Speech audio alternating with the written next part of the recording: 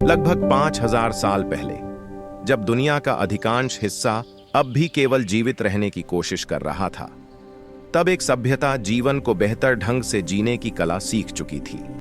भारत और पाकिस्तान के आज के भूभाग में सिंधु नदी के किनारों पर जन्म हुआ दुनिया की सबसे उन्नत प्राचीन सभ्यताओं में से एक का सिंधु घाटी सभ्यता, जिसे हम हड़प्पा सभ्यता भी कहते हैं। लगभग 2600 ईसा पूर्व हड़प्पा, मोहनजोदड़ो, धोलावीरा और लोथल जैसे महान नगर फल फूल रहे थे।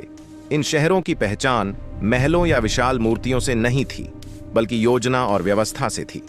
शहरों को पूर्ण ग्रिड पैटर्न में बसाया गया था। सड़कें एक दूसरे को सीधे समकोण पर काटती थीं। हर घर एक समान पकी हुई ईंटों से बना था। इतनी समानता जो उस युग में कहीं और नहीं मिलती। स्वच्छता की अद्भुत समझ यहाँ हर घर, चाहे अमीर हो या गरीब, कुओं, स्नान गृहों और ढकी हुई नालियों से जुड़ा था। गंदा पानी भूमिगत नालों से होकर शहर से बाहर जाता था और सफाई के लिए निरीक्षण छिद्र बनाए गए थे। जब बाकी दुनिया स्वच्छता से जूझ रही थी, तब सिंधु घाटी सभ्यता इस समस्या का समाधान पहले ही कर चुकी थी। सिंधु घाटी कभी अकेली नहीं थी। मिली हुई मोहरें और अवशेष इस बात का प्रमाण है कि यह सभ्यता मेसोपोटामिया, फारस और मध्य एशिया से व्यापार करती थी। लोथल में स्थित दुनिया के सबसे प्राचीन डॉकयार्ड्स में से एक उनकी समुद्री शक्ति को दर्शाता है। मानकीकृत वजन और माप एक अनुशासित और निष्पक्ष आर्थिक व्यवस्था का संकेत देते हैं।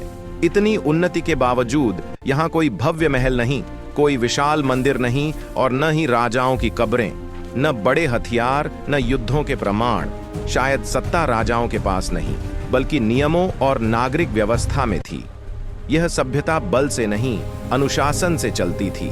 सिंधु घाटी सभ्यता का सबसे बड़ा रहस्य है उसकी लिपि। मोहरों पर अंकित छोटे छोटे चिन्ह आज भी पढ़े नहीं जा सके हैं। हमें नहीं पता उनकी भाषा क्या थी, उनकी कहानियां क्या थीं, या उनके नियम क्या थे। जब तक यह लिपि नहीं सुलझती, इस सभ्यता की आवाज हम तक पूरी तरह नहीं पहुंच सकती। शांत पतन लगभग 1900 ईसा पूर्व ये महान नगर धीरे धीरे खाली होने लगे। न कोई आक्रमण, न कोई विनाश। वैज्ञानिक मानते हैं कि जलवायु परिवर्तन, नदियों का मार्ग बदलना और सरस्वती नदी का सूखना इस पतन का कारण बना। यह सभ्यता टूटी नहीं। 1920 के दशक में इस सभ्यता की खोज ने भारतीय इतिहास की समझ बदल दी। उनकी सोच, नगर नियोजन, स्वच्छता और व्यापार आज भी हमारी आधुनिक दुनिया में जीवित है। उन्होंने राजाओं के लिए नहीं, बल्कि लोगों के लिए शहर बनाए। यह धीरे धीरे विलीन हो गई,